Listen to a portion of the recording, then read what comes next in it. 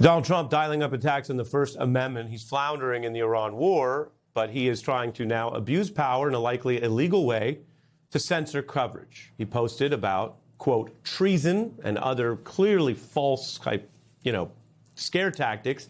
But moments after that post, he was also threatening them on Air Force One, as you hear, and clashing with reporters when he didn't like questions. The president lashing out, and it's not just rhetoric. There is an effort, very likely unlawful, to abuse government power to censor war coverage and to retaliate or extort positive coverage out of independent media in the United States. This is happening now. This story broke over the weekend, and it's a big one. The head of the FCC, who has lost other plots, including going after Jimmy Kimmel, you might remember, is now saying that he will do something that is probably illegal. The courts would stop if they do it. Try to revoke broadcaster licenses for their First Amendment protected free speech rights. Now, again, some of this failed when he tried to go after Kimmel and ABC, but even the failed plots to censor and attack free speech can have consequences in our country. Senator Ron Johnson, a Republican, saying this is not right. I'm a big supporter of the First Amendment. I do not like the heavy hand of government, no matter who's wielding it. So, no, I would rather the federal government stay out of the private sector as much as possible. And really, the federal government's role is to protect our freedoms, protect our constitutional rights. Politically, when you've lost Ron Johnson, you know you're really out there. But this is not just a political thing. This is the First Amendment freedom to report on the war factually, no matter what it says about the current government or Trump administration, and your right to discuss it. You have every much right to dissent from this war if you choose, or to support this war if you choose. But both and all things are protected. And your government right now, you need to know and understand, is admitting an anti-First Amendment, likely illegal, I say that because this new plot hasn't been ruled on yet, but likely illegal effort to silence the press and to intimidate dissent. And if you're curious and keeping track, again, not that it matters, but one of the outlets they're going after is the Rupert Murdoch-owned Fox News sister outlet, Wall Street Journal. For those who thought Trump would leave them alone, this is another example of where there isn't even a type of pseudo-loyalty. He will go after anyone who exercises their rights if they interfere with his autocratic power grab.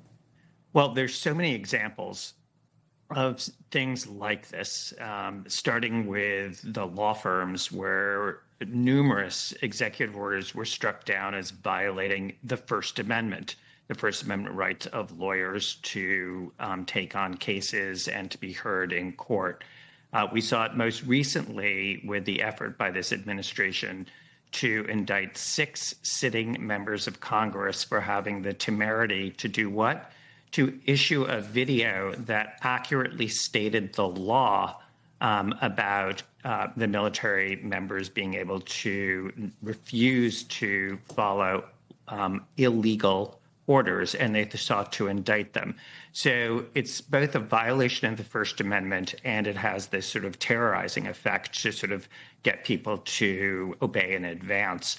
I would point out historically, this is exactly what happened during World War II with the international reporters who were in Germany trying to document the rise of Hitler in Germany, and they were not allowed to issue any reports about what was going on in Germany unless and until they were sanitized and approved by that administration. I'm not trying to say it's an apples to apples comparison. The idea is that this is a tactic of authoritarian regimes to control the information flow.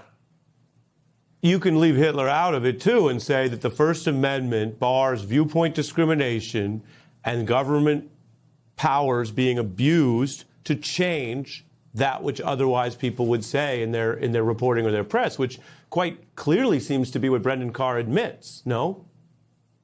Yeah, the reason I do think Germany, though, is relevant is that there was an effort there to report on what was actually happening, the harm that was happening within Germany, about the casualties, about the errors, about the mistakes.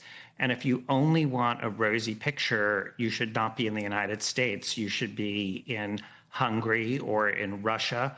in Ukraine when it was controlled by Russia. Those are authoritarian regimes where you have state-run media and you don't have access to people like you, Ari, who are not afraid to speak truth to power. But that is what's going on now. Yeah, and we hear the threats and the censorship, and we are not changing a thing. But when you look at the wider context, someone listening to us right now tonight might say, well, the Wall Street Journal is fighting back the other lawsuit. They're going to keep going. Okay, Ari and Andrew are going to keep going, so maybe this doesn't move the needle. And I have to report that's not the case. Some of this has already been effective because I want to play for you.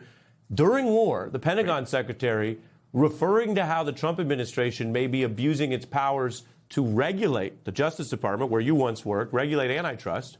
They have every right to patrol monopolies. But he is saying, basically admitting, that they want to have their friends like the Ellisons win over control of CNN and other places and then get different coverage. Take a look. Fake news from CNN reports that the Trump administration underestimated the Iran war's impact on the Strait of Hormuz. Patently ridiculous, of course. For decades, Iran has threatened shipping in the Strait of Hormuz. This is always what they do, hold the strait hostage. CNN doesn't think we thought of that. It's a fundamentally unserious report. The sooner David Ellison takes over that network, the better. He's directly saying that Ellison, who is the current lead bidder having vanquished Netflix, should change editorial to be friendlier to Trump when they get control of CNN. And this is before the Trump administration has approved that entire process. Is that okay at the DOJ? All of this is, to me, is going to result in the same kind of lawsuits based on the First Amendment. And, you know, it's what we saw, as you mentioned, with Jimmy Kimmel. You can ask Stephen Colbert about the effort to have him not bring on a guest. He had to go to YouTube to bring on a guest because CBS was going to obey in advance his words about what was going on there. And so, you know, this is something that is actually happening now.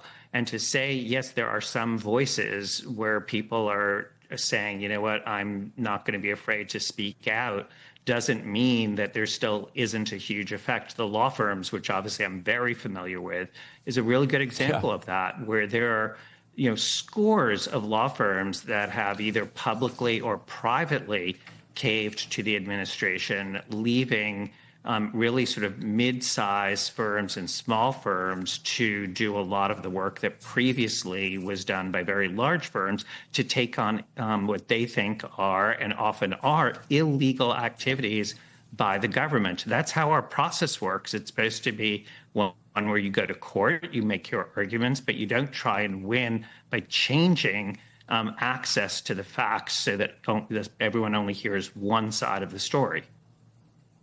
Donald Trump facing a loss in court. A judge blocking the DOJ's subpoenas as illegal harassment of the Fed chair. The judge saying this was just an illegal bid to harass and pressure Powell, not an actual legitimate probe. The Times says this is an extraordinary example of pushback by the judicial branch. It is also a loss for Jeanine Pirro, a Fox host turned U.S. attorney. She says they will appeal. And it's the latest of many Trump DOJ cases that are themselves illegal enemies probes. Everything you see in green has already faltered. The Fed subpoenas have been quashed. You see that green in the middle on the right. And many of these other cases are at various procedural postures, as lawyers like Andrew Weissman would say. None have generated a victory yet, a year in to Donald Trump's DOJ. Yeah, so we have seen courts respond to cases that have been brought where there's an indictment pending, dismissing the case. We have seen grand juries refuse to indict, but this is even earlier than that. This is just during the investigative phase, and it's the initial grand jury subpoenas that at least we know about, where the court said that he cannot find that there is a legitimate basis because it's there to harass the target. And decades ago, decades ago, the Supreme Court, in a case called R Enterprises, has said that you cannot use grand jury subpoenas to harass somebody. There has to be a legitimate investigation. It cannot be for that purpose. And here, the district judge, frankly, uses Donald Trump's words over and over and over again about what he wants to see happen to Jerome Powell, that he wants him out, and he denigrates him in the most childish way. And the court, I think, very aptly quotes the infamous line that Henry II, the King of England, was said to have made with respect to the Archbishop Becket, saying, "Will no one rid me of this troublesome priest?" Saying that is why this is happening. And it's such an apt quote because it is really analogizing what's happening here to the power of a king. And that's not how we work. We have rules and we have laws. And here the judge is relying on clear Supreme Court precedent. So I think he's very well within his rights to have made this ruling, but it is quite surprising. And the reason it's surprising is for any normal Republican or Democratic administration, you never really think about that part of the law because, of course, you're doing the investigation with a legitimate purpose. In other words, you may not find anything at the end of the day, but you're looking to see whether there was wrongdoing. You're not doing it just to harass somebody.